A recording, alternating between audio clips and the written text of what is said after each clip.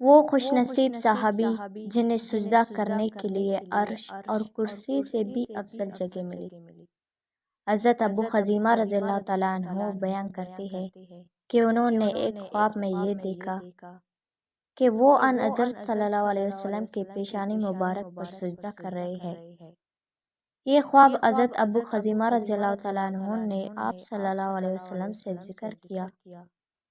آپ صلی اللہ علیہ وسلم لیٹ گئے اور فرمایا لو اپنا خواب پورا کر لو۔ انہوں نے آپ صلی اللہ علیہ وسلم کے پیشانی مبارک کے اوپر سجدہ کر لیا۔ تیری عظمتوں سے ہوں بے خبر، یہ میری نظر کا قصور ہے۔ تیری راہ گزر میں قدم قدم، کہیں عرش ہے کہیں طور ہے۔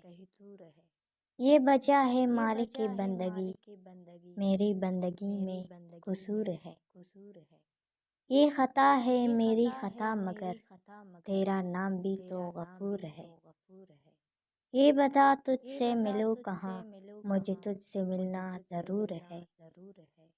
کئی دل کی شرط نہ ڈالنا، ابھی دل نگاہوں سے دور ہے۔